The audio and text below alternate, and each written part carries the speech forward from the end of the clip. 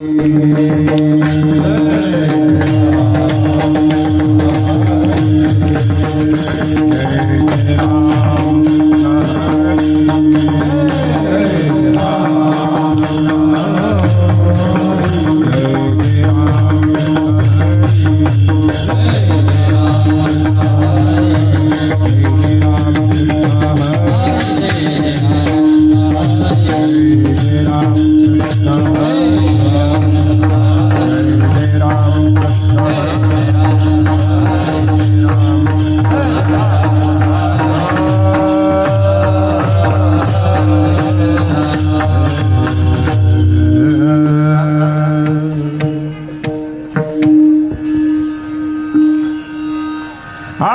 पाहतालो जणी सुख झाले बोसाजनी मोहा विठ्ठल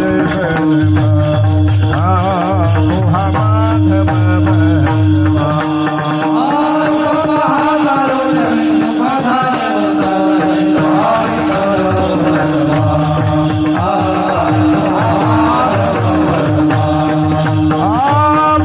सुकृताची जोडी म्हणून विठ्ठली आगणी मोहा विठ्ठल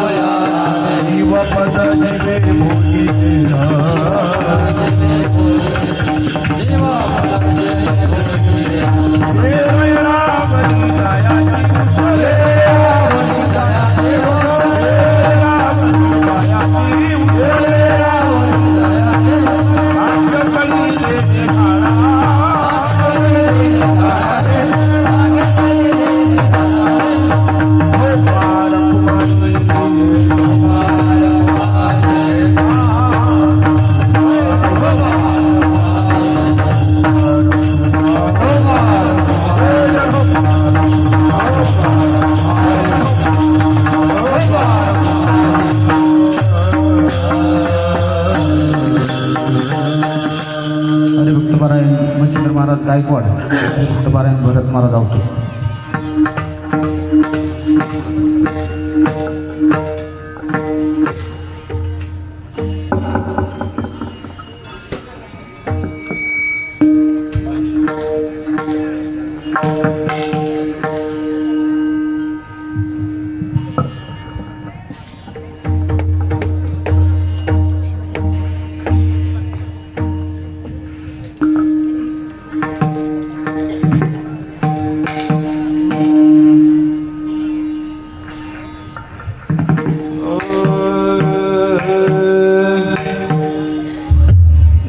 योगाची संपदा त्याग आणि शांती योगाची संपदा त्याग आणि शांती योगाची संपदा त्याग आणि शांती योगाची संपदा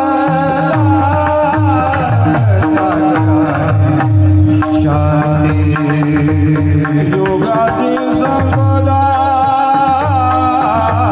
त्याग आणि योगाची संपदा योगाची संपदा त्याग आणि शांती योगाची संपदा त्याग आणि शांती योगाची संपदा योगाची संपदा त्याग आणि शांती उभय लोकी कीर्ती सोहळा उभय लोकी कीर्ती सोहळा हृदय रावरी राया देव हृदय रावरी राया देव उभय लोकी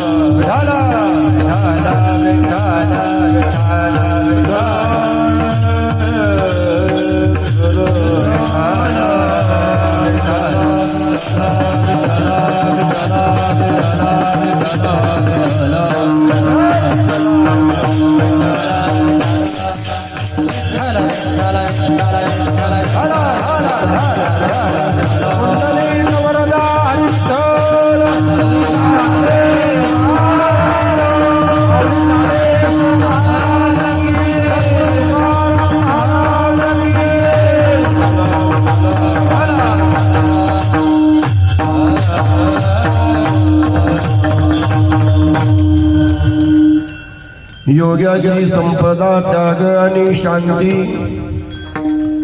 योग्याची संपदा त्याग आणि शांती, उभय लोकी कीर्ती सोहळा मान. एरावरी जायाचे उसणे, भाग्यस्थळी देणे झाडावेशी.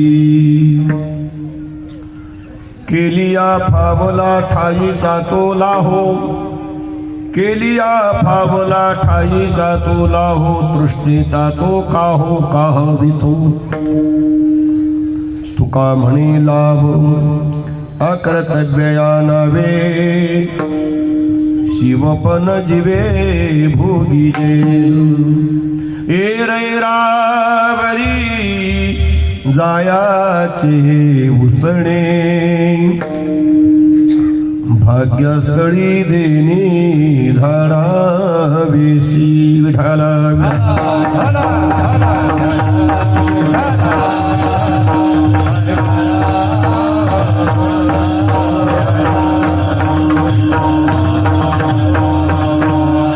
आरंभिया विधिया नदियाले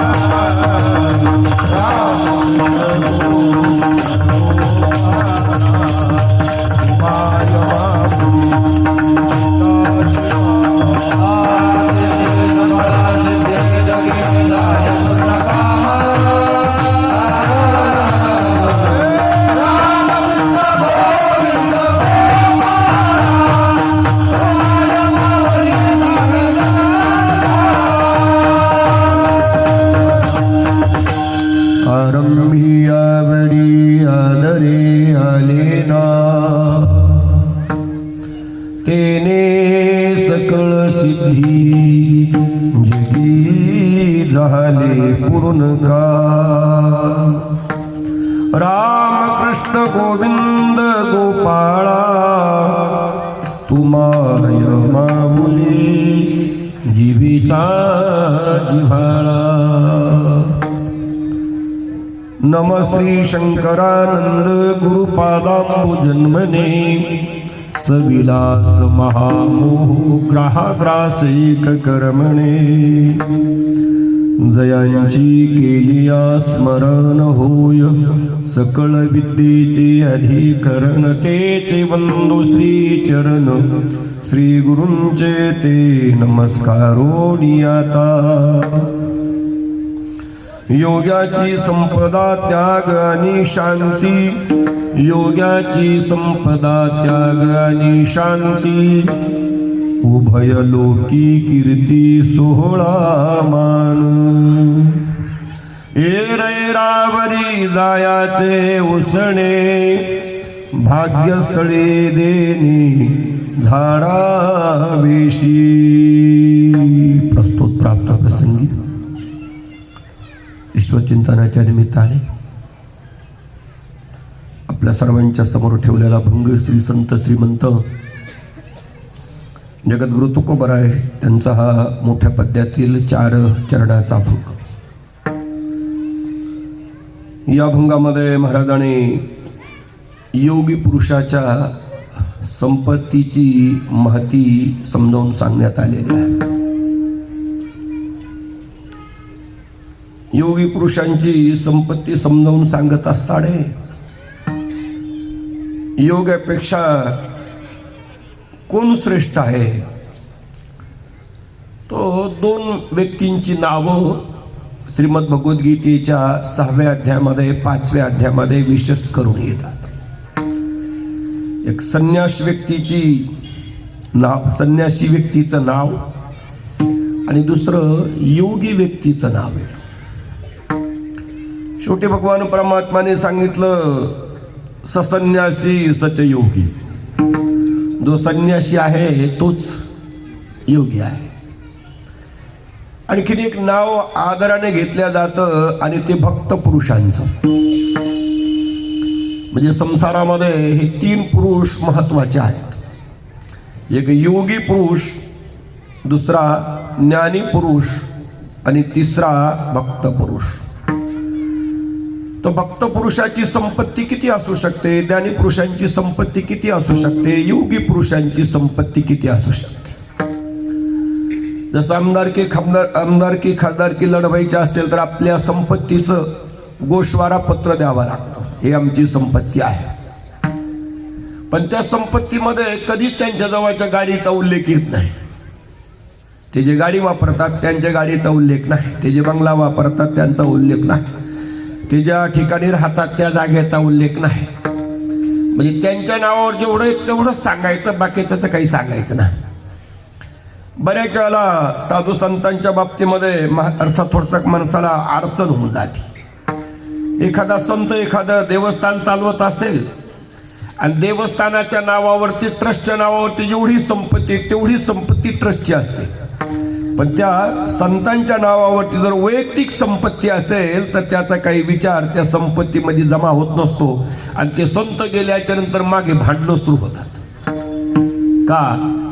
तर ती वैयक्तिक संपत्ती त्या ट्रस्टमध्ये दाखवलेली नसते आणि सर्व भक्तांना असं वाटतं की ती वैयक्तिक संपत्ती इकडे तिकडे जाण्याच्या ऐवजी ट्रस्टमध्ये यावा. तसं एखाद्या योगी पुरुषांची किती संपत्ती असू शकते, ज्ञानी पुरुषांची किती संपत्ती असू शकते, भक्त पुरुषांची किती संपत्ती असू शकते.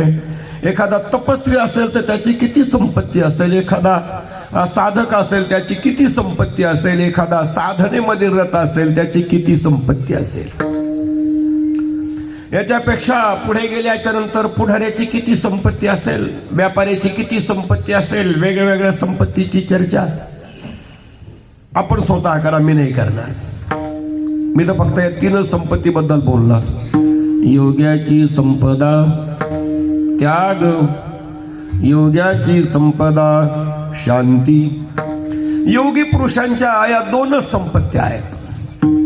त्याग एक संपत्ती आणि दुसरं शांती एक संपत्ती. ह्या 2च संपत्ती योगी पुरुषांच्या आहेत. संपत्ती म्हटलं की अनेक पदार्थ एकत्रित केल्याच्या नंतरच संपत्ती होते. असं नाही की एकेकडे फक्त कारखानेच आहे त्याला संपत्ती म्हणत नाही. फार झालं तर संपत्तीचा एक भाग म्हटला जातो. ज्याच्याकडे गायी आहे, ज्याच्याकडे म्हशी आहे, ज्याच्याकडे घोडे आहे, ज्यांच्याकडे उंट आहे, ज्यांच्याकडे वाघ सिंह आहे, ज्यांच्याकडे बकऱ्या आहे, ज्यांच्याकडे मेंढरा आहे, ज्यांच्याकडे कोंबड्या आहेत, हे सारे संपत्तीमध्ये जमा केले जातात. तसं योगी पुरुषांची संपत्ती समजावून सांगत असताना हे 2 तर मुख्य झाले, पण त्याचे भाग काही आहेत का, तर त्यांच्या भागाबद्दल श्रीमद भगवद्गीतेतील 16व्या अध्यायातले ते पहिले 3 श्लोक चांगले आहेत. भवन्ति संपदा दैवी मभिजातुषी पंडवो. भवन्ति संपदा दैवी याच्या पाठीमागे 26 प्रकारची संपत्ती समजून सांगितली आणि ती 26 प्रकारची संपत्ती एकत्रित येऊन जीवनामध्ये त्यागाला महत्व देते आणि त्यागाने अनंतर शांती प्राप्त होते. आणि या 2च संपत्त्या योगी पुरुषांच्या. विचारला अशा या 2 संपत्त्या जर योगी पुरुषांच्या असतील तर त्यांच्या जीवनात त्याचा काही लाभ होतो का? बऱ्याच लोकांकडे संपत्ती भरपूर आहे पण लाभ काहीच नाही. संपत्ती भरपूर आहे पण लाभ काहीच नाही. बऱ्याच जरा आमचं सांगतो, बऱ्याच आमच्या संतांकडे भरपूर संपत्ती पण त्यांना त्याचा काहीच लाभ नाही. जेच त्यांनी आणलं, जेच त्या अंधाऱ्या खोलीत टाकून दिलं, ती संपत्ती कंटाळून गेली. 50-50 वर्षाच्या नोटा, 40-40 वर्षाच्या नोटा, गठ्ठेचे गठ्ठे, पोतेचे पोते भरून टाकले, त्याचा काही फायदा नाही. त्यांनाही फायदा नाही, दुसऱ्याला फायदा नाही. त्यांना त्याचा काही फायदा नाही आणि दुसऱ्याला काही फायदा नाही. कमीत कमी पुढाऱ्याच्या संपत्तीचा राजकारणाच्या वेळेला तरी गोरगरिबाला लाभ होतो. काही कार्यकर्त्याला होतो, काही त्यांना होतो, काही यांना होतो, पण यांच्या संपत्तीचा काही लाभ नाही. बरं, गेल्याच्या नंतर हे काही बरोबर येणार नाही, हे सर्वांना माहिती आहे. जीवनभर एवढं सांगून संपत्ती कमवलेली पण त्यांनी त्याचं काही केलं नाही. जीवनभर एवढं सांगायचं काही बरोबर येणार नाही, काही बरोबर येणार नाही, एवढं सांगून जमा केलेली संपत्ती पण त्याच्यामध्ये काही विनियोग नाही. तसं विचारलं, योग्याच्या ह्या दोनच संपत्ती मुख्य आहे, त्याचा लाभ तरी काय? महाराज सांगतात, उभयलोकी कीर्ती, उभयलोकी सोहळा, उभयलोकी मान. उभय लोकामध्ये त्याची कीर्ती बी आहे, उभय लोकामध्ये त्यांचा सोहळा बी आहे, उभय लोकामध्ये त्यांचा मानही आहे. उभ शब्द नेहमी करता द्विवचनांत चालतो. उभय शब्द द्विवचनम नास्ति, अर्थात बहुवचनम नास्ति. तो बहुवचनात चालत नाही. एकवचनम अपि नास्ति, एकवचनही चालत नाही. तो फक्त दोनच वचनात चालतो. मग मृत्यूलोक एक लोक आहे आणि तो दुसरीकडे जाईल ते एक लोक आहे. तो जर वैकुंठात गेला तर मृत्यूलोकाबरोबर ते वैकुंठ जोडायचं. जर तो स्वर्गात गेला तर मृत्यूलोकाबरोबर ते स्वर्ग जोडायचा. जर यदा कदाचित तो कैलासात गेला तर मृत्यूलोकाबरोबर तो कैलास जोडायचा. तो ज्या लोकात जाईल, 14 ब्रह्मांडात जाईल, त्यातला एकच लोक बरोबर घ्यायचा आणि हा लोक घ्यायचा. यालाच म्हणायचं दोन लोक. या दोन लोकांमध्ये त्याची कीर्ती आहे, या दोन लोकांमध्ये त्यांचा सोहळा आहे, या दोन लोकांमध्ये त्यांचा मानही आहे. विचारलं, पण हे सारं करत असताना हे तुम्ही जमवलं इथपर्यंत ठीक आहे, उभय लोके कीर्ती सोहळा मान, त्याच्यासाठी काही करावं लागलं नाही का? एखाद्या गरीबाला विचारलं, एवढा मोठा बंगला तुम्ही बांधला, तुम्ही याच्यासाठी काही केलं का? त्यांनी सांगितलं, काहीच केलं नाही, फक्त आपण पाणी मारलं, पैसे पोरांचे आहेत, आपण फक्त पाणी मारलं, बाकी काही नाही केलं. कारण जीवनभर काही केलंच नव्हतं पाणी मारल्याशिवाय. त्यांच्यावर काही असण्याचं काही कारणच नाही. आम्ही विभागाने सांगितलं की त्यांनी काही केलं का? तर महाराज सांगतात, हो, त्यांना बी काही करावं लागतं. येर येरावरी जायाची उसणे. यर शब्दाचा अर्थ थोडा वेगळा आहे आणि येरी शब्दाचा अर्थ वेगळा आहे. येर येरावरी, येर शब्दाचा अर्थ अर्थात मराठी वाङ्मयामध्ये येर शब्दाचा अर्थ केव्हा केव्हा देह असा केला जातो आणि येरा शब्दाचा अर्थ देह संबंधी असा अर्थ केला जातो. विद्वान मंडळीने त्याच्यावरती अर्थ करत असताना येरा शब्दाचा अर्थ शरीर असा केलेला आणि येरा शब्दाचा अर्थ शरीर संबंधी असा केलेला आहे. शास्त्रीय भाषेत त्याला अहंता आणि ममता असं म्हणतात. येर येरावरी जायाची उसणे. ज्यांच्यावरती जे उसण आहे ते त्याला सोडूनच जायचं आहे. मग तुमच्याकडे जे असेल ते तुम्हाला सोडून जायचंय, माझ्याकडे जे असेल ते मला सोडून जायचंय. पण नेमकं सोडायचं कुठं? काही लोकांना कळतच नाही. कार्यक्रमाला गेलं तर चपला कुठं सोडाव्यात, कुठं सोडाव्या कळतच नाही. फार स्टेजपर्यंत घेऊन आले, काही तर बहादर फारच स्टेजवर घेऊन आले, पण वर बसलेल्या त्याच्या मित्राने हळूच इशारा केला आणि मग त्याच्या लक्षात आलं की आपलं काहीतरी चुकलं, चपला पुन्हा खाली आणले. म्हणजे चपला कुठं सोडावात हे माणसाला कळलं पाहिजे. जेवायला गेल्याच्या नंतर हात कुठं धुवावात हे माणसाला कळलं पाहिजे. बसायला गेल्याच्या नंतर कुठे बसावात ते कळलं पाहिजे. आमच्या संन्यासी महात्म्यामध्ये ज्याला त्याला बसण्याचे बोर्ड लावलेले असतात, त्याच बोर्डावर त्यांनी जाऊन बसायचं. मंत्रालयामध्ये आसन व्यवस्था लावलेली आहे, त्या आमदाराने तिथेच बसायचं. जिंदगीभर ते जरी गेले आणि दुसरे आले तरी त्यांच्यासाठी तीच व्यवस्था, अर्थात त्या प्रभागामध्ये येणाऱ्या आमदारासाठी तीच व्यवस्था आहे. मंत्रालयामध्ये जर गेला तर अहमदनगरच्या आमदारासाठी कोणी जरी आमदार असतील तर त्यांच्यासाठी ते ठरलेलं आहे, त्याच बंगल्यात त्यांना राहायचं, दुसऱ्या बंगल्यात त्यांना राहायचं नाही. भले सत्ता कोणत्याही पक्षाची हो, पण आमदार मात्र त्या अहमदनगर जिल्ह्याचा तिथेच राहील, तिथेच त्यांना राहणं आहे, दुसरीकडे राहणं नाही. मंत्रालयामध्ये गेल्याच्यानंतर बी तसं आहे. तसं विचारलं, नेमकं हे द्यायचं ठेवायचंय, पण कुठे ठेवायचं? उत्तर सांगितलं, भाग्यस्थळी. भाग्यस्थळी देणे झाडाविशी. भाग्यस्थळावरती जाऊन त्याचा झाडा द्यायचा आहे. त्याच्यामध्ये एक विशी शब्द आलेला आहे. त्या विशी शब्दाचा अर्थ अजून मलाही लक्षात आला नाही, कारण तो अभंगामध्ये मिळता जुळता होत नाही. चारही चरणाला जोडण्याचा प्रयत्न केला मी, पण तो अजून काही मिळाला नाही. पण त्याचा अर्थ शेवटी असा घ्यावा लागला, जर ज्याला भाग्याच्या ठिकाणी जर ठेवता आलं नाही तर मरण्याच्या नंतर येशीमध्ये त्याला सारं ठेवून जावं लागेल, असा एक सामान्य अर्थ मी घेतो. वस्तुस्थिती त्याचा अर्थ वेगळा असू शकतो. म्हणून जीवनभर जे त्यांनी काही केलं, अहंता असेल, ममता असेल, धन असेल, सत्ता असेल, संपत्ती असेल, त्या साऱ्याचा सारा त्याला झाडा द्यायचा आहे. आणि तो झाडा देत असताना त्याला भाग्याच्या ठिकाणी द्यायचा आहे, भाग्याच्या स्थळावरती द्यायचा आहे. नाही तिथं देता आलं तर त्याला येशीजवळ द्यायचा. येशीजवळ द्यायचं म्हणजे तिथे त्याला त्यागच करायचा. केली या फावला ठाईचा तोला हो. आपण जे काही कर्म केलं, जशा पद्धतीचं कर्म केलं तेच आपल्याला प्राप्त होत असतं. दुसऱ्याने केलेलं कर्म आपल्याला कधी उपभोगायला मिळत नसतं. म्हणून तुमच्या जीवनामध्ये तुम्ही जे काही केलं तेच तुम्हाला लाभ होईल किंवा तेच तुम्हाला प्राप्त होईल. केली या फावला ठाईचा तोला भो. तृष्णेचा तो काहो काहवितो. आणि तृष्णा जी आहे ही नेहमी करता माणसाला परेशान करणारी एक व्यक्ती आहे. संसारामध्ये आतापर्यंत अनेक लोक त्रास देणारे आहेत, त्यामध्ये तृष्णेचा त्रास साधकांना जास्त होतो. साधकांना तृष्णेचा त्रास जास्त होतो. तृष्णा आल्याच्या नंतरच कामक्रोध लोभाधिकांना येता येतं. तृष्णा मावळल्याच्या नंतर त्यांना येता येत नाही. दरवाजा बंद असल्याच्या नंतर ते घरतील कोणाच्या घरात घुसतील. कितीतरी पाहुणे जवळचे असले पण घरातली बाई जर कुलूप लावूनच बाहेर गेली असेल आणि चाबी बरोबर घेऊन गेले असतील तर पाहुणे फार झालं तर दारात बसतील, त्यांना घरात येता यायचं नाही. तशी तृष्णा ही आपल्या घरातली महाराणी आहे. हिचा काहो ज्यांनी टाकून दिलेला आहे, हिचा म्हणणं ज्याने ऐकायचं बंद केलेलं आहे, हिचं बोलणं ज्याने ऐकणं बंद केलेलं आहे, त्याच्यासाठी जगातले कुठलेच दोष त्याच्या दारात जायला तयार नाही. फक्त तृष्णा एकदा सुटली की जगातल्या साऱ्या गोष्टी सुटल्या, आणि साऱ्या गोष्टी सुटल्या आणि तृष्णा आली तर जगातल्या साऱ्या गोष्टी आल्या. तृष्णेचा तो काहो काहवितो. विचारलं महाराज आता याचा परिणाम काय झाला? महाराज सांगतात तुका म्हणे लाभ अकर्तव्य या नावे. अकर्तव्य नावाची एक वस्तू आहे आणि तो जीवनामध्ये लाभ आहे. अकर्तव्य नावाची एक वस्तू आहे आणि तिचा आता जीवनामध्ये लाभ होतो. कर्तव्य शब्दाचा ए बोरी ए छोटी नीट नाटकी बाई येऊन करू नको. हो ना, तिला वाटलं मी शहरातली महाराज काही बोलत खेड्यातून आले. मी खेड्यातून येऊ दे पण तुला शाळा शिकूनच जाईल. कारण शाळा शिकवणं माझं कामच आहे. जर शाळा शिकवून नसते तर विद्यार्थी कसे तयार झाले असते.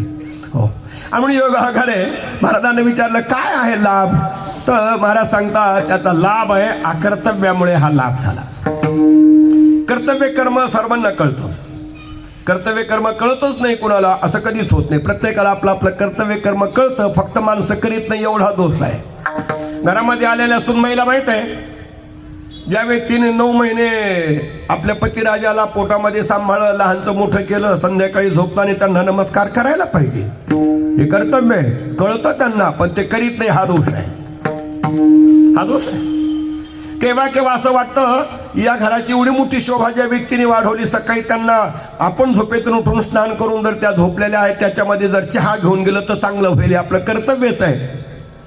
पण कर्तव्य कळतंय त्यांना, पण त्यांना ते करता येत नाही. बऱ्याच गोष्टी माणसाला कळतात. ज्ञानेश्वरी वाचताना बऱ्याच गोष्टी माणसाला कळतात. भागवत वाचताना बऱ्याच गोष्टी आपल्याला कळतात. गाथा वाचताना बऱ्याच गोष्टी आपल्याला कळतात. पण ते कळून फायदा नाही, आपल्या जीवनामध्ये त्याची अंमलबजावणी नाही. आणि ज्या दिवशी त्या विषयाची अंमलबजावणी आपल्या जीवनामध्ये होईल त्या दिवशी कुठल्याही महाराजांचं कीर्तन ऐकण्याची तुम्हाला गरज भासणार नाही. कुठली पोथी वाचण्याची गरज भासणार नाही. कुठली वेदाची पोथी, उपनिषदाची पोथी, योग दर्शनाची पोथी किंवा सांख्यशास्त्राची पोथी किंवा न्यायवैशेषिकाची पोथी किंवा पूर्वमीमांसा, उत्तरमीमांसा, धर्ममीमांसा, हे धर्मसिंधू, निर्णय सिंधू, हे रामायण महाभारत हे ऐकायची गरज पडणार नाही. पण केव्हा तसं घडेल की जेव्हा जे लिहिलं, जे आपल्या लक्षात आलं आणि त्यावेळेला आपली अंमलबजावणी होईल, तेव्हा आपल्याला काही करायचं नाही. अंमलबजावणीच माणसाच्या जीवनामध्ये कमी होऊन जाते. विचारलं की नेमकं असं घडलं तरी काय तुमच्या जीवनामध्ये, हा लाभ तुम्हाला झाला, काय आहे लाभाची फलश्रुती, तर त्याच्यासाठी शेवटचं पद आहे शिवपन जीवे भोगी जेल. जीवे शिवपन भोगी जेल, तुका म्हणे हा लाभ. हा सर्वात महत्वाचा मुद्दा आहे. जीवनामध्ये आल्याच्या नंतर जीवाला शिवपदावरती आरूढ होता येणं हा त्याच्यासाठी खरा लाभ आहे. आणि या लाभाला प्राप्त करण्यासाठी अकर्तव्य त्याच्या बरोबर असणं गरजेचं आहे. अकर्तव्य शब्दाचा अर्थ काय? सर्व काही करायचं पण आपण काहीच केलं नाही असं मनाला समजायचं. आपण सारं काही करायचं पण आपण काहीच केलं नाही असं मनाला समजायचं. आणि याचंच नाव आहे अकर्तव्य. याला दुसऱ्या शब्दात जर बोलायचं ठरलं तर सर्व काही करायचं पण केलेल्या कर्माच्या फलाची आपण अपेक्षा करायची नाही. ते कर्तव्य कर्म, केलेलं कर्म, त्याचं जे फल आहे ते फल फार झालं तर परमेश्वराला समर्पण करायचं. आणि एवढं करण्यानेच हा लाभ होतो. जीवपन शिवपन जीवे भोगीजेल. भोगीजेल शब्द भविष्यकालासाठी आहे. जर असं तुमच्या जीवनामध्ये घडलंच तर हे असं होईल, अन्यथा हे होणार नाही. आणि याबरोबर कीर्तनाच्या अभंगाचा अर्थ संपलाय. विठ्ठल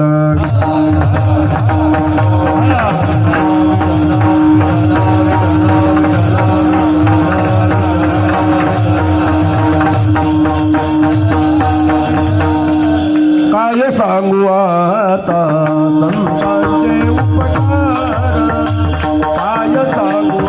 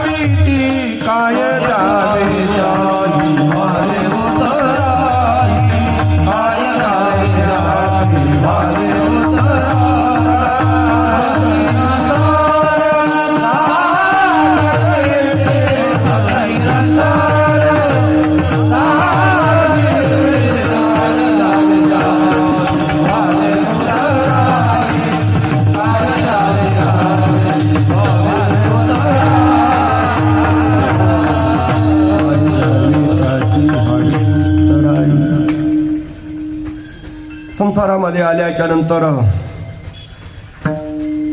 न्याय दर्शनामध्ये कालाला मी पदार्थ मानलेला आहे. कालाला मी पदार्थ मानले. त्यामध्ये द्रव्य गुण कर्म समवाय अभाव सप्त पदार्थ आहे. 7 पदार्थ. त्यामध्ये क्षत्यापतेज मरुद्योम काल दिग्देहिनो मनमसी हे 9 द्रव्य मानलेले आहे. त्या 9 मध्ये एक कालाला बी एक द्रव्य मानलेलं आहे. साहित्यशास्त्रामध्ये कालाला जास्त महत्व दिलं. कालाय तस्मै नमः. पण हे लक्षात आलं नाही की काल तो जड आहे की चेतन आहे, हे लक्षात नाही आलं. कालामध्ये कोणता गुण आहे हे लक्षात येत नाही. कालामध्ये कोणता गुण आहे तोही लक्षात येत नाही. मला असं वाटतं केव्हा केव्हा ज्या वेळेला 9 ग्रहाचं हवन केलं जातं, त्या 9 ग्रहाच्या हवनामध्ये 9 ग्रह देवता राहतात. त्याच्यामध्ये आणखी 9 देवता येतात. त्यांचं नाव आहे आदिदेवता. त्याच्यानंतर आणखी 9 देवता येतात. त्यांचं नाव आहे प्रत्याधिदेवता. त्याच्यानंतर आणखीन 5 लोकपाल येतात. त्याच्यामध्ये कालाचं नाव येतं. आणखी त्यामध्ये 10 दिक्पाल देवता येतात. त्याच्यामध्ये बी कालाचं नाव येतं. कार शिरसी समुद्रस्य त्वा क्षित्या उन्नयामी समापो रमग्नत. आणि हे कालासाठी अर्थात हे सूक्त आहे. कालासाठी हा मंत्र आहे. आणि कालाय नमः स्वाहा असं करायचं आहे. याचा अर्थ वेदाला बी कालाची सत्ता मान्य आहे. जर वेदाला कालाची सत्ता मान्य नसती तर हा मंत्र कशाला आला असता. मंत्र त्याच्यामध्ये येतो. याचा अर्थ कालाची महती तिथे आहे. जर यदा कदाचित जगाचा सारा आध्यात्मिक तत्वज्ञानाचा विचार जर केला तर सर्वात मोठा विचार जगाचा न्याय दर्शनामध्ये केला जातो. त्यांच्याकडे कालाची महती आहे. त्यांच्याकडे काल एक द्रव्य आहे. का तर काल एक असं द्रव्य आहे की जे सर्वाच्या अगोदर येतं, सर्वाच्या शेवटपर्यंत राहतं. जगातला इतिहास कोणाला ज्ञात नाही, पण कालाला सर्वच सर्व ज्ञात आहे. कालोस्मि लोक क्षयकृत प्रबुद्धा. भगवान परमात्मा सांगतात मी काल आहे. कशासाठी? लोक क्षयकृत प्रवृद्धा. लोकांचा क्षय करण्यासाठी मी काल आहे. भगवान परमात्माला विचारलं काल तुम्ही आहात कशासाठी? त्याने सांगितलं लोकांचा क्षय करण्यासाठी. इथे लोक शब्दाचा अर्थ पंचमहाभूताचं शरीर घेणं आहे. आणि म्हणून पंचमहाभूताचं शरीर कोणाचंही असलं तरी त्याचा क्षय करण्याचं काम कालाचं काम आहे. म्हणून ज्यांचा आपण सातत्याने आशीर्वाद घ्यायचा. ज्यांच्या विचाराने, ज्यांच्या पुढाकाराने त्या 5 गोडाऊनमध्ये हा भव्य दिव्य सप्ताह आरंभ झाला, ज्यांचं आपण नेहमी करता संभाषण ऐकायचो, ज्यांचं कीर्तन ऐकायचो, ज्यांचं प्रवचन ऐकायचं, ते आज आपल्यामध्ये नाही. आज आपल्याला त्यांच्या चित्राचं दर्शन घेण्याची पाळी आली. त्याच्यासाठी तेवढंच उत्तर आहे, कालाय तस्मै नमः. ज्याने नगर जिल्ह्यातल्या किंवा नगर शहरामध्ये अनेक असलेल्या साधकांना अध्यात्मामध्ये उभं केलं, अध्यात्मामध्ये उभं केलं. उभंच केलं नाही तर ज्याने विचारसागर असेल, पंचदशी असेल, वृत्ती प्रभाकर असेल, गाथा असेल, भागवत असेल, गीता असेल, ज्ञानेश्वरी असेल, याचे अलौकिक धडे समाजामध्ये देण्याचं सातत्याने काम केलं. यांचा आशीर्वाद घेऊन कितीतरी कीर्तनकार प्राप्त झाले, कितीतरी कीर्तनकार उपस्थित झाले, तेही आज आपल्यामध्ये नाही. आज आपल्याला त्यांच्या चित्राचं दर्शन करण्याची पाळी येते. ज्यांनी आपल्या तपसाधनेने परमार्थामध्ये मोठं काम केलं, तेही आज आपल्यामध्ये नाही. आणि म्हणून असं म्हणावं लागतं की संसारामध्ये जेवढी माणसं येतात तेवढी माणसं येतात आणि ते जातात. संसार म्हणजे एक बस स्टँड आहे.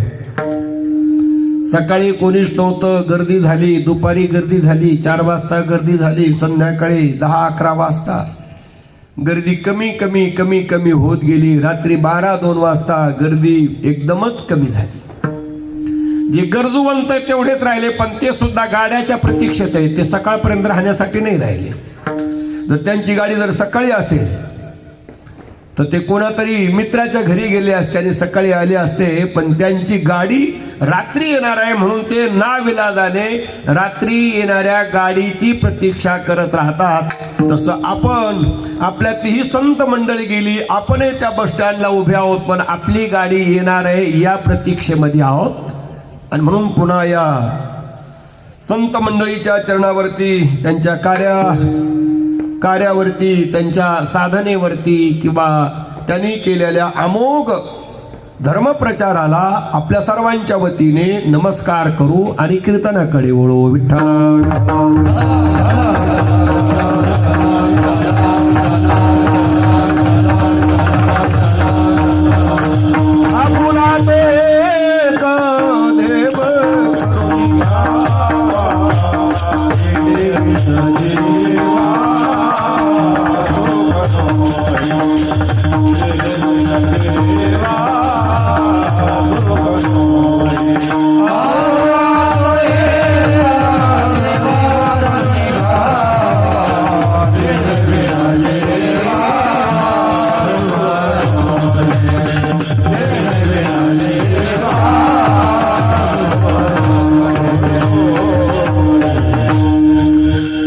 अभंगाचा अर्थ सर्वांच्या बाहेर आहे.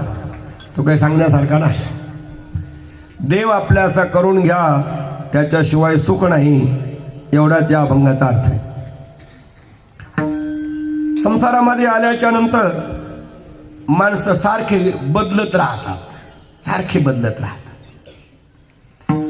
माणसाच्या शरीरामध्ये बदल होतो, माणसाच्या व्यवहारामध्ये बदल होतो, माणसाच्या व्यवसायामध्ये बदल होतो, माणसाच्या जीवनामध्ये सारखा बदल होतो. बाल्यकालामध्ये आपण जे होतो ते तारुण्यामध्ये नाही, तारुण्यामध्ये आपण जे होतो ते म्हातारपणात नाही, म्हातारपणात जे आपण होतो ते मरण्याच्या वेळेला आपण नाही.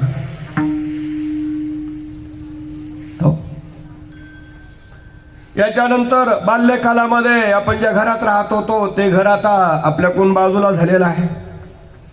आता आपण नवीन नवीन नोकरी लागलो, त्या वेळेला ज्या घरात राहत होतो त्या घरातूनही बाजूला आलो.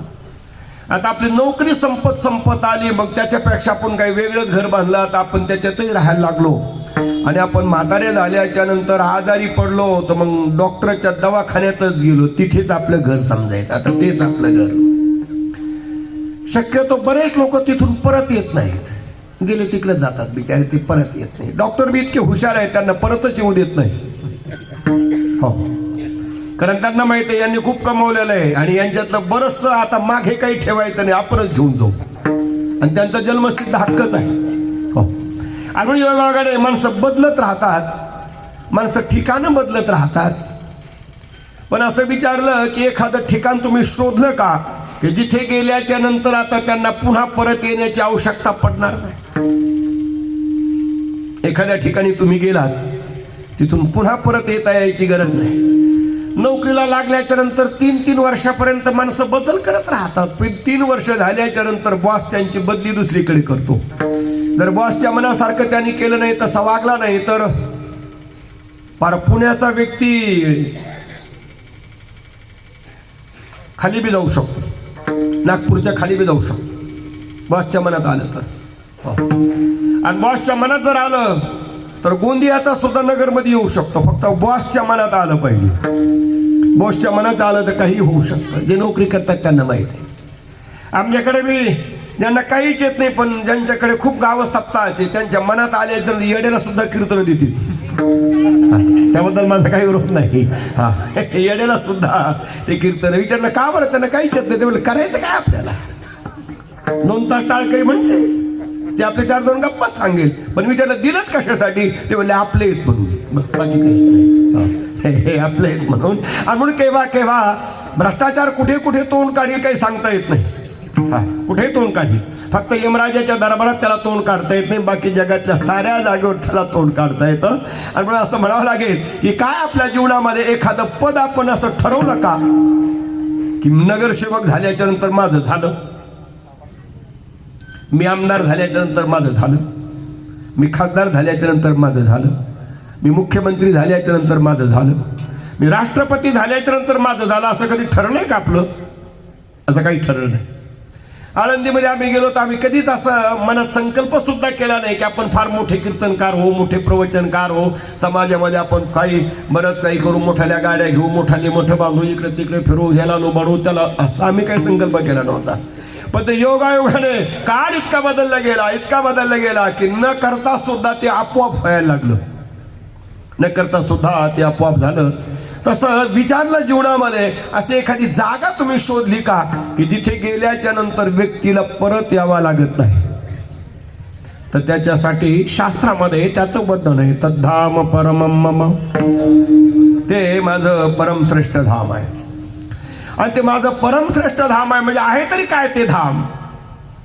तेव्हा विचारलं त्या धामामध्ये जाणं एक वेगळी गोष्ट आहे, नगरमध्ये येणं वेगळी गोष्ट आहे, नगरच्या पेठेमध्ये जाणं एक वेगळी गोष्ट आहे, नगरमध्ये असलेल्या सोन्याच्या दुकानामध्ये जाणं एक वेगळी गोष्ट आहे, नगरमध्ये असलेल्या बाजारपेठेत जाणं एक वेगळी गोष्ट आहे. पण नगरमध्ये राहणाऱ्या नगराध्यक्षाला ज्यांच्या आदेशाने नगर चालतं त्यांची भेट घेणं जास्त महत्वाचं आहे. या नगर शहर ज्यांना चालवायचं आहे, नगर जिल्हा ज्यांना चालवायचा आहे, त्या कलेक्टरला भेटणं अत्यंत महत्वाचं आहे. पण त्याही पेक्षा स्वतः कलेक्टर होणं हे अत्यंत महत्वाचं आहे. तसं आमची संत मंडळी गेल्याच्या नंतर जातात, कोणी स्वर्गाला जातं, कोणी वैकुंठाला जातं, कोणी वैकुंठामध्ये जाऊन एखादं पार्षद होतं, कोणी वैकुंठामध्ये जाऊन एखादी साधना घेतं, असं काहीतरी वेगळं होत राहतं. पण या साऱ्याला तितकं महत्व नाही. पण सर्वात मोठं महत्व आहे वैकुंठामध्ये राहणारा जो मोठा पुरुष आहे त्या पुरुषाच्या स्वरूपामध्ये जाऊन त्या वैकुंठाचा राजा होणं हे सर्वात मोठं आहे. हे सर्वात मोठं आहे. कैलासामध्ये जाऊन कैलासामध्ये राहणारी जी व्यक्ती आहे त्या व्यक्तीचं स्वरूप धारण करून त्या व्यक्तीच्या जागेवरती जाऊन बसणं हे सर्वात मोठी गोष्ट आहे. आणि ही गोष्ट ज्यांच्या हाती लागली ते या जगातले सर्वात मोठे व्यक्ती. विठ्ठल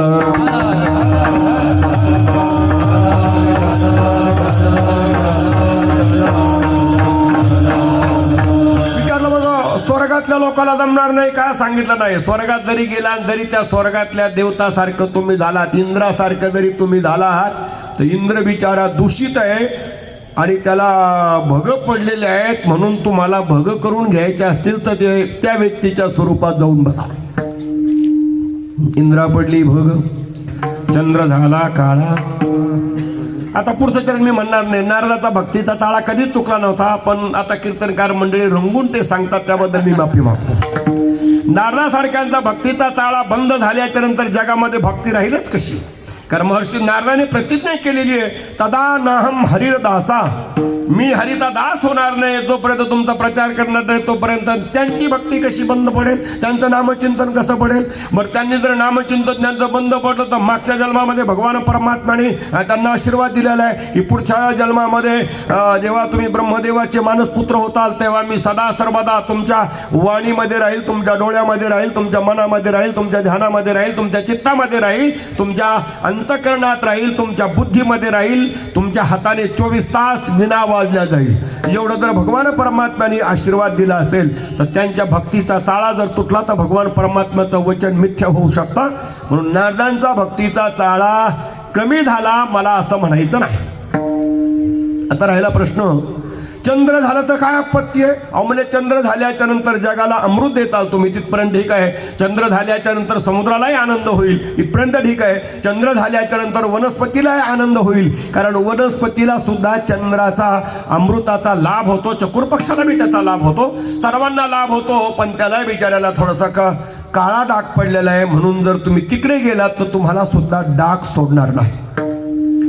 तुम्ही सूर्य होण्याचा प्रयत्न केला तरी चालणार नाही, कारण सूर्याच्या ठिकाणी तप्त अवस्था आहे, त्याच्या अवस्थेने तोच बिचारा परेशान आहे. तर तेव्हा तिथे जाऊन करायचं तरी काय? साधा गॅसवर असा हात लागला थोडासा तव्याला तरी माणसं 2 दिवस आजारी होऊन जातात. तर एवढा मोठा सूर्याचा ताप आपण कसा सहन करायचा?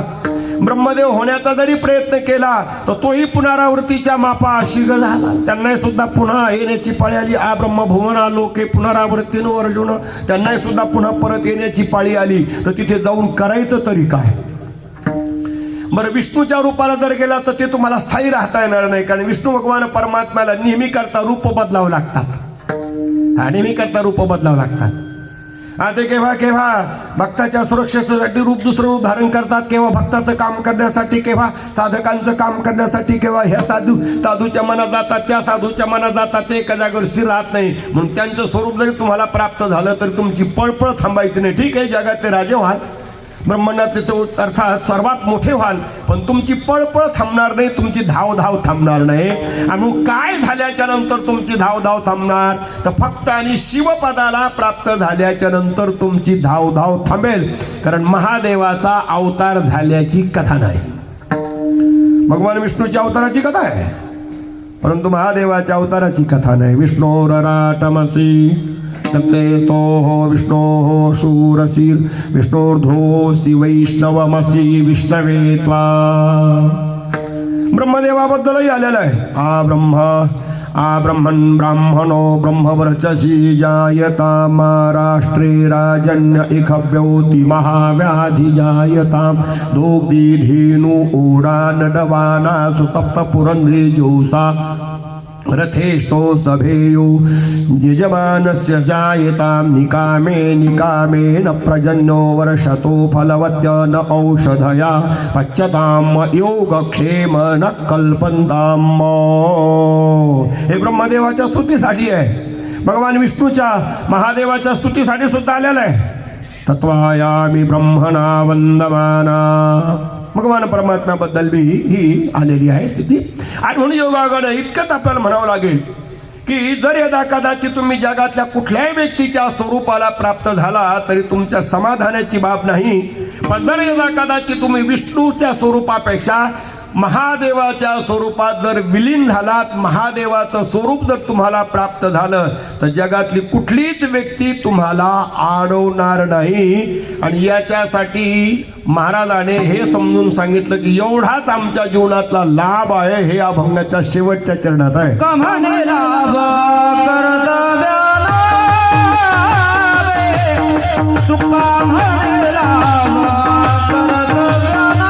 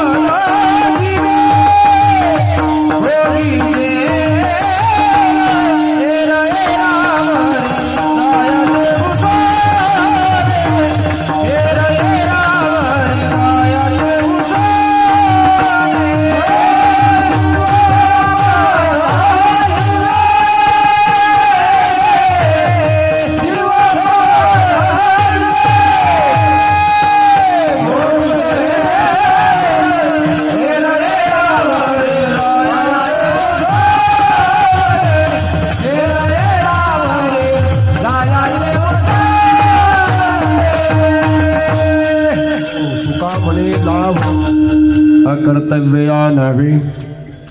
अकर्तव्याचा लाभ काय घडतो त्याचं उत्तर तेवढंच आहे, जीवे शिवपन भोगी जेल. जीवाला शिवपणा उपभोगायला मिळेल एवढंच अकर्तव्याचा लाभ आहे. केव्हा केव्हा दोन मतप्रवाह अगदी वेगाने चालत राहतात आणि ते हे की एखाद्या साधकाने सत्कर्म करावं, असत्कर्म करू नये. प्रायश्चित्त कर्म करावं, काम्य कर्म करू नये. केव्हा केव्हा कर्म, विकर्म आणि अकर्म या तिन्ही गोष्टी शोधण्यामध्ये चांगल्या चांगल्या व्यक्तीचा भरपूर वेळ निघून जातो. अगदी भगवान परमात्म्याच्या भाषेत जर सांगायचं ठरलं तर किम कर्तव्य किम कर्म किम कर्मेती कवयोपेत्र मोहिता कवयः अपि अत्र मोहिता. कवी लोक जर इथे मोहित झाले असतील तर मग बाकीच्याचा काय विचार आहे. ज्ञानोबराच्या भाषेत जर सांगायचं ठरलं तर ज्ञानोबरा सांगतात तेथ मोहिले गा दिग्दर्शी.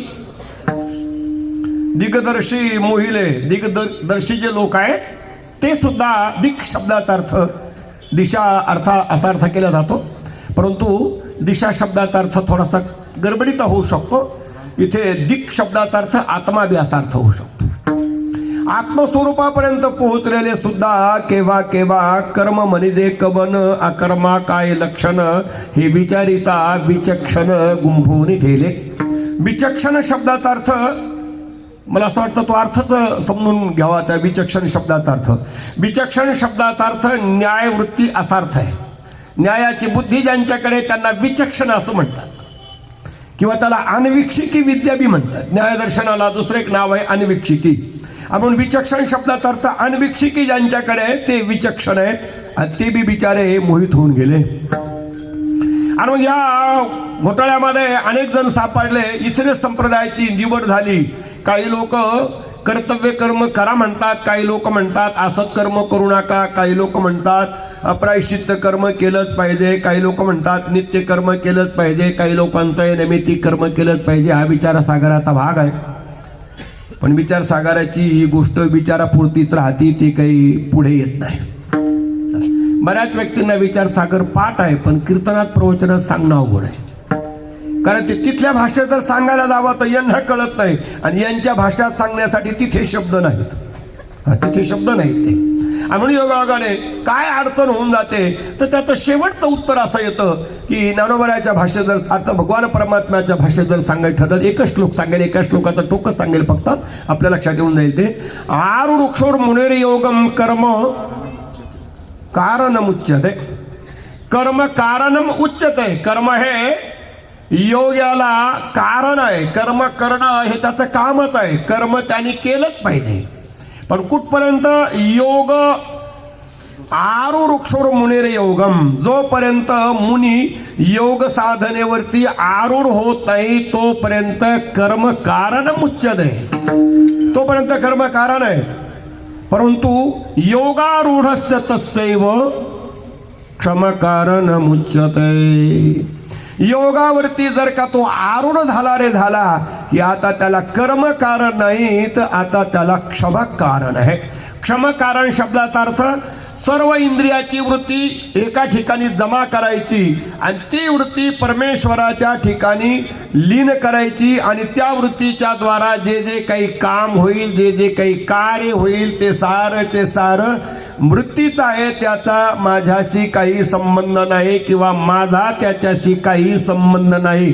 जरी कर्तव्य कर्माच्या फलाचा संबंध आला तर त्याची मला आवश्यकता नाही. हे ज्यांना कळतं त्यांनाच योगी असं म्हणतात. बाकी योग साधनेतले साधक असं म्हणतात. भगवान परमात्म्याच्या भाषेत जर सांगायचं तर पश्चन शृण्वन स्पृशन जिग्रन नष्टन गच्छन स्वपन स्वसन प्रलपन विसृजन गृणन नुन्मिशन नमिशन नपी इंद्रियानी इंद्रियार्थेषु वर्तन्ते इति धारयन. इथे धारण शब्दाचा महत्वाचा अर्थ आहे. अशा पद्धतीची त्याची धारणा आहे. इंद्रिय अर्थेषु वर्तन्ते. इंद्रिय आपल्या आपल्या अर्थामध्ये चालतात. त्याचं मला काही करायचं नाही, त्याचं मला काही घेणं देणं नाही. मी मात्र त्याच्यापासून वेगळा आलिप्त कमळ जळी जैसे. जसं जळामध्ये कमळाने आलिप्त राहावा, कमळाने पाण्यातच जन्माला यावा, पाण्यातच त्याने राहावा. पाण्यातून कमळ बाहेर आलं रे आलं की कमळ सुकून जातं. म्हणून शक्यतो कमळ जोपर्यंत आपलं ठेवायचं, जोपर्यंत कमळाचा वापर करायचा, तोपर्यंत कमळ पाण्यातच ठेवावं लागतं. कारण पाण्यातच त्याचा जन्म झाला. ज्याचा जन्म जिथे होत असतो त्याला तिथेच राहावं लागत असतं. त्याने किती प्रयत्न केले तरी त्याला दुसरीकडे जाता येत नसतं. आणि म्हणून तुमचा आमचा जन्म सत्व रज तमाने झालेला आहे. म्हणून आपल्याला तिथेच राहावं लागेल. फार झाली की मग आता आपण सत्वगुणी होऊ, सात्विक होऊ, चांगले होऊ. फार झालं तर आपण रजगुणी हो, राजस हो. फार झालं तर आपण तामस हो, तमगुणी हो. आता मला कळतं कीर्तन तुमच्या थोडंसं मला कळतं ते, पण त्याला माझा नाविलाज आहे. या 3 महापुरुषाने जगभर या तत्वज्ञानाशिवाय दुसरं काही सांगितलं नाही. त्यांच्या स्मृती देखत तरी मला दुसरं काही सांगता यायचं नाही. विठ्ठल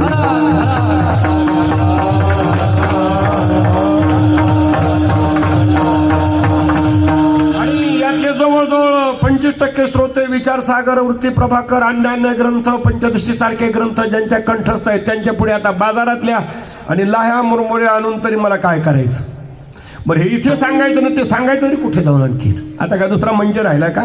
खेड्यागावामध्ये असं चालतंय का? ते नाही चालत. म्हणून आता मी ते वाक्य ठरवून ठेवलेलं आहे. शहरामध्ये गेल्याच्या नंतर कीर्तन वेगळं आणि खेड्यागावात गेल्याच्या नंतर कीर्तन वेगळं. कारण का? शहरामध्ये ऐकणारी मंडळी आहे, श्रोते मंडळी आहे, समजदार मंडळी आहे, समजदारी आहे म्हणून ते शहरात आले. असमजदार असते ते गावाकडेच राहिले असते. ते जे अर्थी इथे आले त्याचा अर्थ त्यांची समजदारी मोठी आहे. म्हणून आपल्याला पुन्हा त्या विषयाकडे जायचं की योगारूढस्य तस्सैव क्षमक कारण मुच्यते.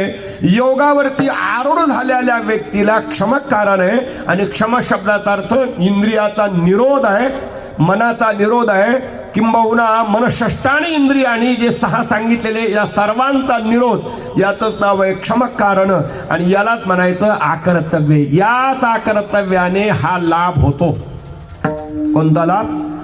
शिवपन जीवे भोगिजेल, हा एवढाच लाभ होतो. पण विचारलं नेमकं घडतं तरी कोणाच्या जीवनामध्ये? हे कोणाच्या जीवनात घडतं? बऱ्याच वेळेला काही गोष्टी खूप लोक शिकतात पण त्यांच्या जीवनात ते काही घडत नाही.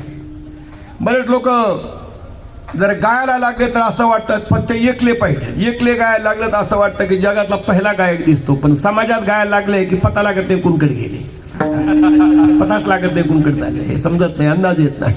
वाजायला लागले तर एकांतात बसल्याच्या नंतर असं वाटतं खूपच वाजायच्या मागं दिसते. पण माणसात आल्याच्या नंतर केव्हा ताळ जाईल आणि केव्हा काळ जाईल आणि केव्हा कुणकड थाप पडेल आणि केव्हा कमीत कमी निदान हे तरी केव्हा वाजावं हे सुद्धा बऱ्याच महानुभावाला ते कळत नाही.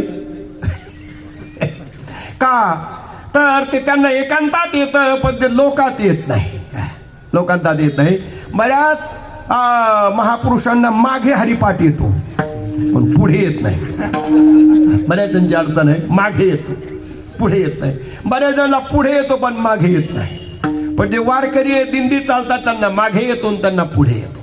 आणि म्हणून मला असं म्हणायचं की काय जीवपण शिवे, अर्थात जीवाला शिवपणा भोगण्याचा लाभ होतो. हा होतो तरी कोणाच्या जीवनामध्ये? कोणाच्या जीवनात होतो तर त्याचं उत्तर अभंगाच्या पहिल्या चरणात आहे. योगाची संपदा, योगाची संपदा, त्याग आणि शांती, त्याग आणि शांती, योगाची संपदा. योगाची संपदा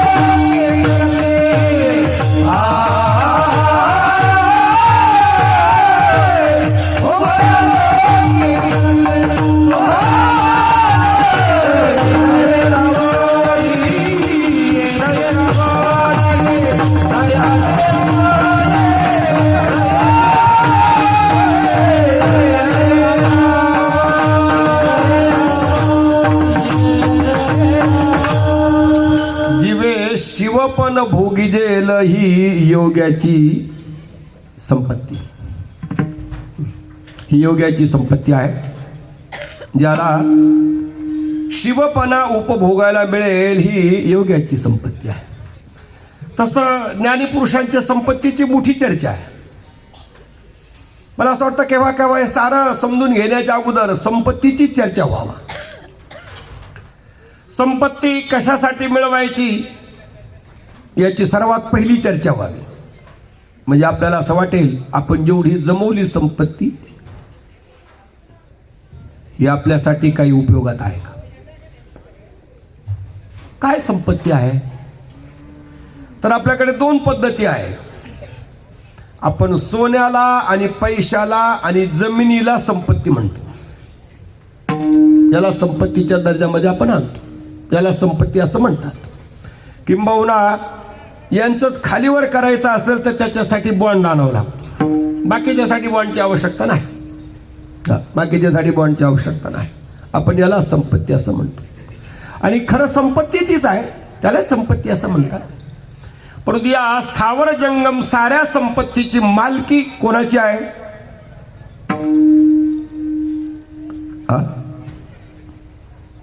जेवढी स्थावर जंगम संपत्ती दिसती त्या साऱ्या संपत्तीची मालकी कोणाची आहे. तर त्याच्यासाठी एक सूक्त आलेलं आहे वेदामध्ये. यजुर्वेदामध्ये बी ते सूक्त आहे. त्याला स्त्री सूक्त असं म्हणतात. हिरण्यवर्णां हरिणी स्वर्णरजतसृजा चंद्रां हिरण्मयीं लक्ष्मीं जातवेदो म आवह ताम आवह जातवेदो लक्ष्मी मनपगामिनी यस्यां हिरण्यं विन्देयं घामश्वं पुरुषानहम् श्रीर्वर्चस्वमायुष्यमारोग्यमाविधाच्छोभमाना महीयते धनं धान्यं पशुं बहुपुत्रलाभं शतसंवत्सरं दीर्घमायुः. हा शेवटचा श्लोक आहे. हा शेवटचा आहे. या श्लोकामध्ये जेवढ्या गोष्टी सांगितल्या त्या साऱ्याच्या साऱ्या संपत्तीच्या अंतर्गत येतात. आणि या संपत्तीची स्वामिनी जर कोण असेल तर तिचं नाव आहे लक्ष्मी. या संपत्तीचं जर कोण असेल, मालिक जर कोण असेल, स्वामी जर कोण असेल तर लक्ष्मी. लक्ष्मी या साऱ्या संपत्तीची मालिक आहे. म्हणून तर आपण दीपावलीच्या आदल्या दिवशी कुबेराला बोलवतो, कुबेराबरोबर लक्ष्मीला बोलवतो. आपल्याला अंदाजच घेता येत नाही. कुबेराचा परिवार वेगळा आहे, लक्ष्मीचा परिवार वेगळा आहे. पण दोघाला कसं एकत्रित आणावं, दोघं कसं एकत्रित येतील, दोघं कसं एकत्रित बसतील. कारण कुबेराची राजधानी वेगळी आहे, कुबेराचा परिवार वेगळा आहे, कुबेराची जातही वेगळी आहे, कुबेर स्वतंत्र आहे. पण आपण त्या दिवशी लक्ष्मी बरोबर त्याला घेऊन येतो. आणि ते दोघं जण कधीच एकमेकाबरोबर बोलत नाही. म्हणून दोघाला ज्यांनी आणलं त्याच्या घरी काहीच नाही. दोघाला ज्यांनी आणलं त्याच्या घरी काहीच नाही. का अशा विरोधी माणसाला घेऊन आल्याच्या नंतर काय आमचे कीर्तनकार मंडळी रंगून सांगते तेवढं सांगूनच टाकतो. आता एका सज्जनाच्या घरी 2 महाराज आले महाराज आल्याच्या नंतर एक जण हातपाय धुवायला गेले, दुसरे चल महाराज कीर्तन करायचं संध्याकाळी. त्या महाराजांचं कसं काय कीर्तन असतं ते म्हणलं काही येडे ते बहिणी काय येत. आता हे तिकडे गेल्याच्या नंतर ते पुन्हा परत आले. त्याने विचारलं महाराज कीर्तन सांगायचं संध्याकाळी. ते गेलेलं कसं काय ते म्हणले का नाही तर काय. म्हणजे अशा प्रवृत्तीचे विरोधी प्रवृत्तीचे जर 2 जण आले तर दोघाची हानी होत असते. सज्जनाने एकाला कडबा आणि एकाला घास आणला.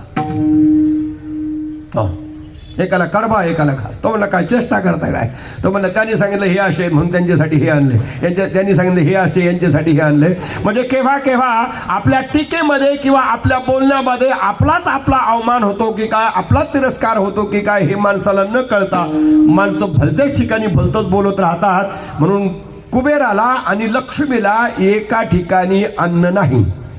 हा कुबेराला जर आणायचं असेल तर त्यांचा परिवार वेगळा आहे, त्याच्यासाठी स्वतंत्र मंत्र बी आहे. नवग्रहामध्ये कुबेराचा हवन बी करावा लागतो. कुबेराची प्राणप्रतिष्ठा बी आहे, कुबेराला आणावं बी लागतं, पण लक्ष्मी बरोबर नाही, ते वेगळ्या पद्धतीने आणावं लागतं. आणि म्हणून योगायोगाने असं म्हणावं लागेल आपल्याला, लक्ष्मी संपत्तीची बालकी नाही, कुबेर त्याचा घडवणारा जडवणारा आहे. कुबेर त्याच्यामध्ये कमी जास्त झालं तर करणार आहे, तो नौकर आहे, तो सेवक आहे. आणि सेवकाला आणि मालकाला एका पंक्तीला बसवत नाहीत.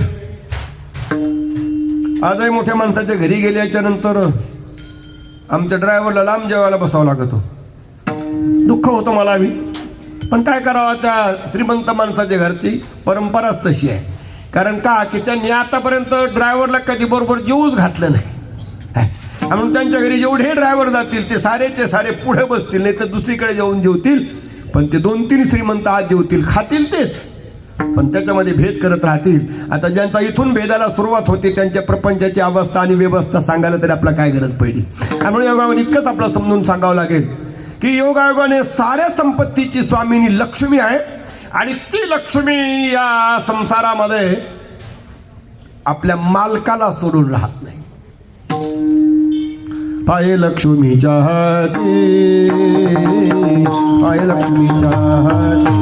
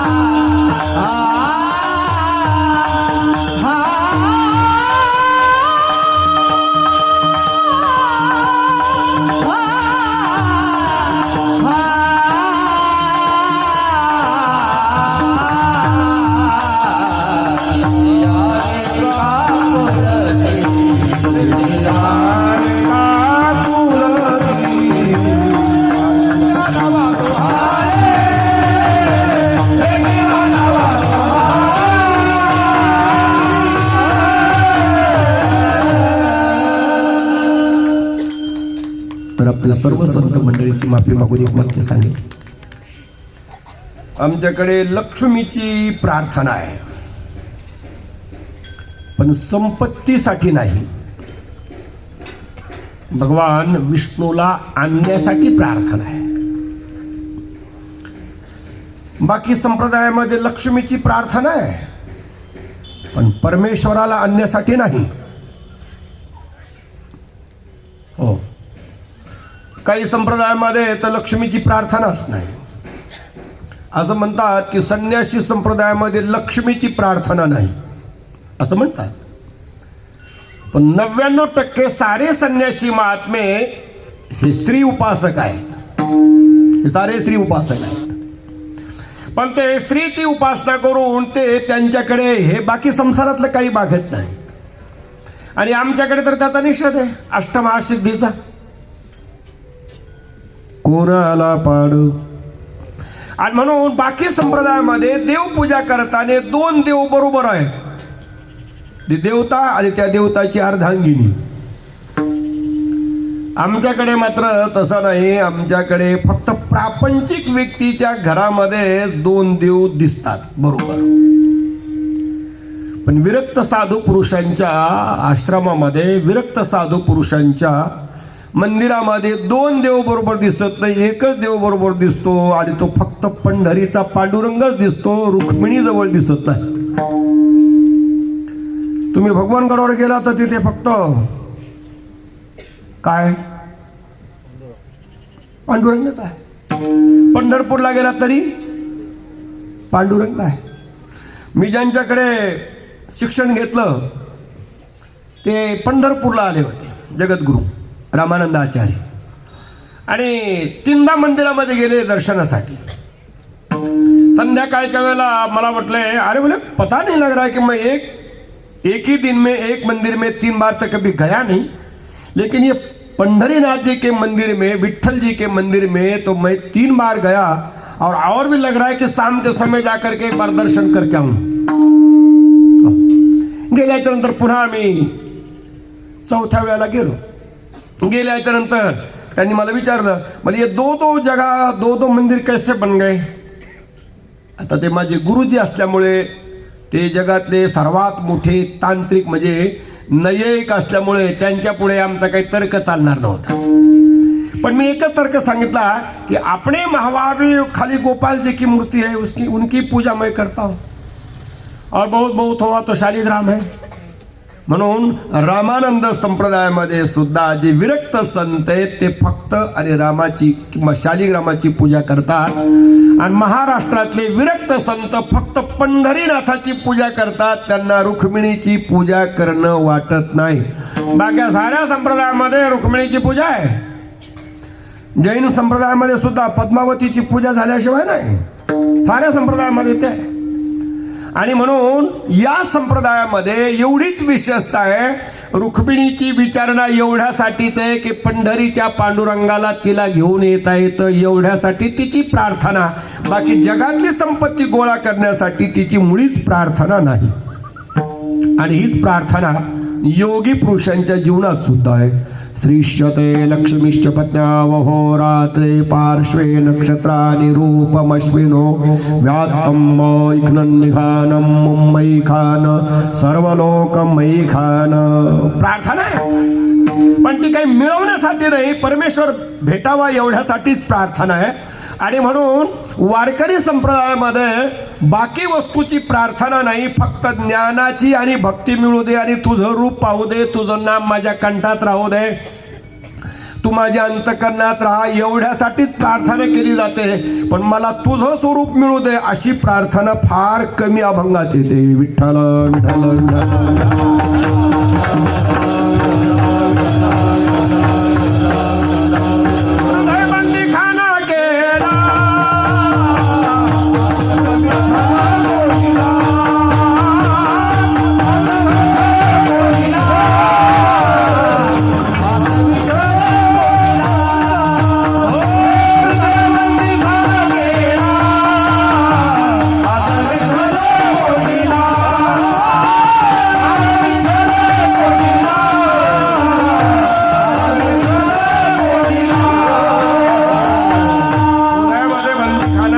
विठ्ठल भगवान परमात्म्याला आतमध्ये कोणता येईल, पण आम्ही भगवान परमात्म्याला हा आग्रह करत नाही की तू आम्हाला तुझ्या स्वरूपामध्ये विलीन करून घेऊन तुझ्याबरोबर आम्हाला विटेवर उभा राहू दे, असा आमचा आग्रह नाही. भगवान पंढरीनाथाने नामदेवरायाला तसा प्रयत्नही केला होता, तशी विनंती केली होती, थोड्या कालापर्यंत ते राहिले बी, पण त्यांनी सांगितलं भगवान हे आमच्या बसचं नाही, आम्हाला जमणार नाही बाबा, आम्हाला मी भक्त तू देव ऐसे करी, याच्यापेक्षा आम्हाला जास्त नको, तू आम्हाला तसं कर. परंतु योगी पुरुषाचं मात्र तसं नाही. योगी पुरुष मात्र ईश्वराला मानत नाही. योगी पुरुष स्वतंत्र असल्यामुळे त्याला जगात कोणाचीच गरज नाही. ज्ञानी पुरुषाला जगातल्या कुठल्याच व्यक्तीची गरज नाही. जोपर्यंत अज्ञानाची संपत्ती त्याची नष्ट होत नाही तो साधनेचा दास राहतो. पण ज्ञान झाल्याच्या नंतर तो कोणाचा दासही राहत नाही आणि कोणाकडे जातही नाही, कोणाकडे येत नाही. म्हणून ज्ञानी पुरुषांची परिस्थिती वेगळी आहे, योगी पुरुषांची परिस्थिती वेगळी, पण भक्त पुरुषांची परिस्थिती मात्र वेगळी आहे. भक्त पुरुष नेहमी करता देवाकडे प्रार्थना करत राहतो, तैसी तुझी गुणी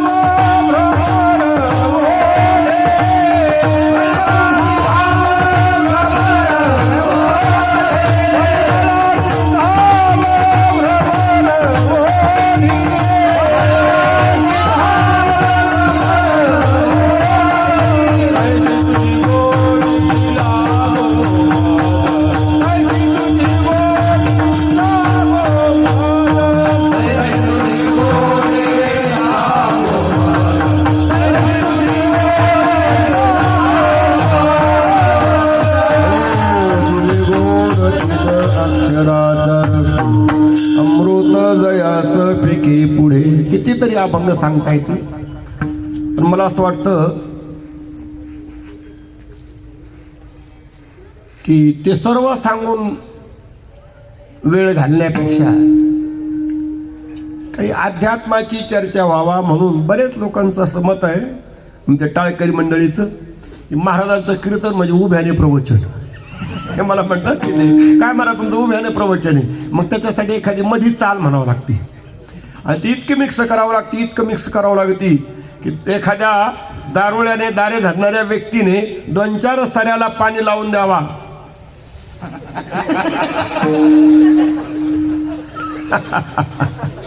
2-4 सऱ्याला पाणी लावून द्यावा आणि दुसऱ्या माणसाला सांगावं दारे धरा, तर त्यांना मिळच लागू नये की कोणत्या सरीचं पाणी पुढे गेलं आणि कोणत्या सरीचं मागे राहील. विठ्ठला विठ्ठला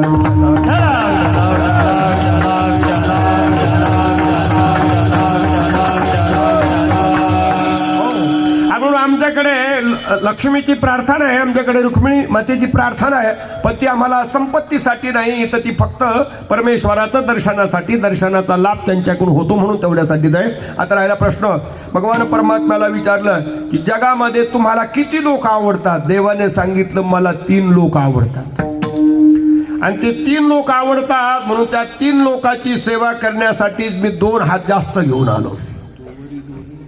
दोवरी दोणी भुजालो घेऊणी अलिंगा वयाला गोणी अंग तयाचे. त्यांच्यासाठीच मी 2 भुजा जास्त आणल्या, कारण का बाकी संसारिक लोकांचं काम करता करता माझे हात खराब झालेले आहेत. बऱ्याच लोकांना विचारलं का जरा यज्ञ करायचा त्याच्यामध्ये बसताना का पूजाला, त्यामुळे महाराज वेळच नाही आपल्याला. म्हणतो वेळाचा काय प्रश्न, तुमचे हात इतके खराब झालेले आहेत की तुमच्या हाताने अग्निदेवता आहुतीच घेणार नाही. किती प्रयत्न करा. बऱ्याच वेळेला वास्तुशांतीच्या पूजाला सुद्धा माणसं, म्हातारे माणसं लेकराला बसतात, म्हणजे नवीन लग्न झालं त्याला बसवा, नवीन लग्न झालं त्याला बसवा, त्याला काही येईना त्याला काही जायना आणि त्याला काही समजा बी आपण कशासाठी बसलो हे सुद्धा त्याला कळना. त्याला फक्त एवढंच राहतं की अर्थात देवबाप्पाच्या समोर आम्ही 2 नवरा बायको बसलो एवढंच. कशासाठी बसलो याचं काही गमक नाही. काय करावं हे काही त्यांनी जर याचा कदाचित मंत्र म्हणलं की याने दुसरंच करतात, ही क्राणू म्हटलं की याने दूध टाकायचं, पहा पृथ्वी म्हटलं की त्यांनी साखर टाकायची, मधु वाता असं म्हटलं की याने दुसरंच काही टाकायचं, म्हणजे कारण हे दोघंच एकमेकाच्या तालात राहतात आणि एकमेकाच्या समाधानासाठी सारं पूजा करतात, पण त्याचं फल त्या घरमालकाला मिळत नाही आणि त्याचं फल त्या वास्तुपूजालाही मिळत नाही का, तर ते पूजासाठी बसण्यास योग्य नाही, मला एवढं सांगायचं आहे. आणि म्हणून योगायोगाने भगवान परमात्माला विचारलं की तुमच्या आवडीचे किती जण आहे, देवाने सांगितलंय 3 आहेत. भक्तोऽसि मे सखाचेति रहस्यम एतदुत्तमं सैवायं मया त्यज्य योग प्रोक्तो पुरातन भक्तोऽसि मे सखाचेति रहस्यम एतदुत्तमम्. एवं परंपरा प्राप्त, परंपरेने आलेलं मिमम व्यवस्थते योगम प्रोक्तवाद हम विवस्वान मनवे प्राह मनुरिक्ष्वा कवे ब्रवीत. अर्थात त्या 3 लोकाला अगोदर सांगण्याच्या अगोदर सूर्याला सांगितलं, सूर्याच्या नंतर इक्ष्वाकूला सांगितलं, त्यांनी मनुला सांगितलं, त्यांनी राजा महाराजाला सांगितलं, पण मधला काल तसाच निघून गेला. आता मी तुला सांगतो. विचारलं मलाच का बरं? इथे आमचे बंधू सर्व धर्मराज आहेत, त्यांना का सांगेनात तुम्ही? इथे द्रोणाचार्य बसले, त्यांना का सांगेनात तुम्ही? भीष्माचार्य बसले, त्यांना का सांगत नाही तुम्ही? मलाच कशाला सांगता? नाही सांगायचं ठरलं तर आमच्या भीमाला सांगा, नकुल सहदेवाला सांगा, तिकडच्या खेमामध्ये बरेच लोक बसले त्यांना जाऊन सांगा, कर्णाला सांगा, दुर्योधनाला सांगितलं. भगवान परमात्म्याने सांगत असं कोणला सांगणार नाही, कारण का भक्तोऽसि मे सखाच इति. तू माझा भक्त बी आहे आणि तू माझा सखा आहे. आणि म्हणून भगवान परमात्म्याला विचारलं तुम्ही संसारामध्ये आल्याच्या नंतर रुक्मिणीचं काम लवकर करतान का देवाचं काम लवकर करतान? तुम्ही रुक्मिणीचं काम लवकर करतान का भक्ताचं काम लवकर करतान? तर भगवान परमात्म्याने सांगितलं रुक्मिणीच्या कामाला वेळ आहे, घरगुती मामला आहे, घरातल्या घरात निपटून घेऊ, पण तुमचं काम पहिलं करू. बहुता वेळ भक्ताची का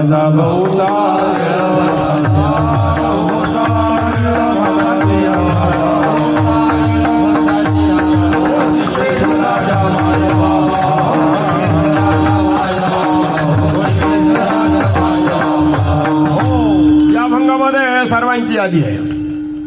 ही मालिका हे मला वाटतं या मालिकेमध्ये 5-7 अभंग असावेत. त्या साऱ्या अभंगामध्ये फक्त भगवान परमात्मा भक्तांची कशी कामं करतात तेवढी चर्चा आहे, बाकी काही चर्चा नाही. म्हणजे याचा अर्थ असा झाला जो भक्त असतो तो भगवान परमात्म्याला अत्यंत प्रिय आहे. याच्यासाठी 12व्या अध्यायामध्ये सचमे प्रिया समे प्रिया हे 4-5 वेळेला आपल्याला पाहायला मिळेल. आणि म्हणून असं म्हणावं लागतं की तेही प्राणा परवते आवडती मज निरुते जे भक्त चरित्राते प्रशंसते. जे भक्ताचं चरित्र गातात तेही भगवान परमात्म्याला आवडतात आणि भक्तही देवाला आवडतात. इथपर्यंत प्रश्न मिटला. आता प्रश्न राहिला की भक्ताकडनं जर एखादं चुकीचं काम झालं तर त्याचं प्रायश्चित्त परमात्मा करील का भक्ताला करावं लागेल? वाक्य पुन्हा सांगतो.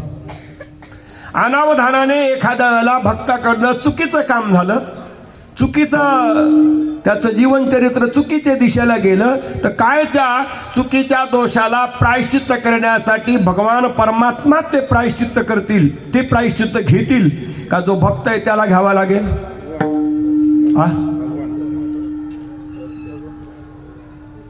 तर मला असा अंदाज येतो की योगायोगाने एवढंच म्हणावं लागेल की भगवान परमात्माच ते प्रायश्चित्त करून घेतो. देवाला त्याचा भक्ताला करण्याची आवश्यकता नाही. कारण असं आपल्याला पाहायला मिळतं चरित्रामध्ये असं आहे. आपण केव्हा केव्हा जर कर्तव्य कर्मामध्ये दोष घडले तर त्याचं प्रायश्चित्त भगवान परमात्माच करतात. आणि म्हणून भक्ताच्या जीवनामध्ये शिवपद प्राप्त होणं हे फार दुराप नाही, फार अवघड नाही. आता विचारलं पण ज्ञानी पुरुषांचा तुमचा काही संबंध आहे का? भगवान परमात्मा सांगतात ज्ञानी तो आत्मा आहे मे मतम. ज्ञानी पुरुष तर माझा आत्मा आहे. पण विचारलं ज्ञानी पुरुष तुमचा आत्मा आहे, पण त्या ज्ञानी पुरुषाकडनं कळत न कळत काही कर्म झालं तर त्या कर्माचा दोष घालवण्यासाठी ज्ञानी पुरुषाला प्रयत्न करावा लागतील का तुम्हाला? उत्तर मिळालं. ज्ञानाग्नी सर्व कर्माणी भस्मसात कुरुते तदा. ज्ञानी पुरुषांच्या कर्माचं प्रायश्चित्त भगवान परमात्मा करत नाही, कारण ज्ञानरूपी अग्नीने त्याचे सारी कर्म भस्म होऊन जातात. म्हणून ज्ञानी पुरुषांची जबाबदारी परमेश्वरावरती नाही. ज्ञानी पुरुष आपला स्वतंत्र आहे, स्वतंत्र काम करतो, पण तो भगवान परमात्म्याला आवडतो. आता विचारलं आणखी तुम्हाला कोण आवडतं? भगवान परमात्मा समजून सांगतात, तपस्वी भेवधिको योगी ज्ञानी पेवभी मतोधिका कर्मिष्याभिधिको योगी तस्मात योगी भव अर्जुन. तस्मात अर्जुना योगी भव. आता तो योगी हो का? तर मला योगी फारच आवडतो म्हणून तो योगी हो. आता अगा योगी जे म्हणी जे तो देवाचा देव जाणी जे योगी जो आहे तो देवाचा देव आहे. आणि असा जो कोणी योगी असेल तर या जगातला पहिला योगी कोण असेल? पहिला योगी, जगातला पहिला योगी विचारलाय कैलासीचा देव भोळा चक्रवर्ती.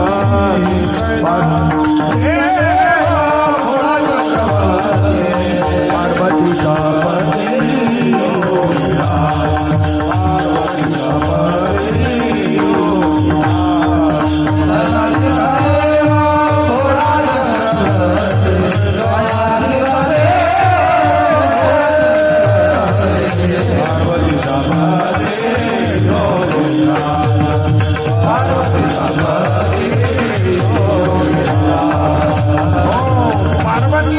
योगीराज आहे. कैलासामध्ये राहणारा तो भोळा आहे, चक्रवर्ती आहे. दोन्ही शब्द विरोधी आहेत. जो भोळा असतो तो चक्रवर्ती नसतो आणि जो चक्रवर्ती असतो तो भोळा नसतो. पण हे चक्रवर्ती बी आहेत, भोळे बी आहेत, कैलासात राहणारे आणि पार्वतीचे पती आहेत. हे योगीराज आहे. संसारामध्ये किती जोड्या तुम्ही घेऊन या, पण ही जोडी जगातली पहिली जोडी आहे. कोणती? शंकर आणि पार्वती. इथे कोण ज्ञानी आहे आणि कोण अज्ञानी आहे हे काही समजत नाही. केव्हा केव्हा भगवान परमात्मा पार्वतीला प्रार्थना करता, देवी त्वं भक्त सुलभे सर्व कार्य विधायिनी कलोही कार्य सिद्ध्यर्थ उपायम ब्रुभी यत्नता. महादेवाने प्रार्थना केली, देवी हे जगातलं सारं काम मला करायचंय, त्याच्यासाठी तू मला काहीतरी मार्गदर्शन कर. कोणी म्हणावं? पार्वतीने. महादेवाने पार्वतीला म्हणावं. आणि केव्हा केव्हा महादेवाला पार्वतीने विचारावं. याचा अर्थ हे फक्त नाटक आहे. हे दोन्ही तेवढेच ज्ञानी आहेत. हे नाटक आहे, हे फक्त दोघं तेवढेच ज्ञानी आहेत. एवढ्याच विषयावरती जर मला बोलायचं ठरलं तर मला असं वाटतं मी 8 दिवस सहज बोलू शकतो. कारण या दोघांमध्ये काय भेद आहे आणि दोघं किती महत्वाचे आहे. जर यदा कदाचित पार्वती आमच्या जीवनातून काढून टाकली असती तर आम्हाला ज्ञानोबरायचं तत्वज्ञान मिळालं नसतं. ज्ञानोबरायच्या तत्वज्ञानाचा अर्थात तत्वज्ञानाचं काय नाव आहे? शांभवी तत्वज्ञान. आणि शांभवी म्हणजे काय? शंभू अंबा शांभव. शंभू आणि पार्वती या दोघांचा जो झालेला संवाद आहे तो संवादच जगाला तारणार आहे. आणि म्हणून हा पहिला योगीराज सांगितला. आता दुसऱ्या योग्याची कथा तुम्हाला ज्ञातच आहे. विठ्ठल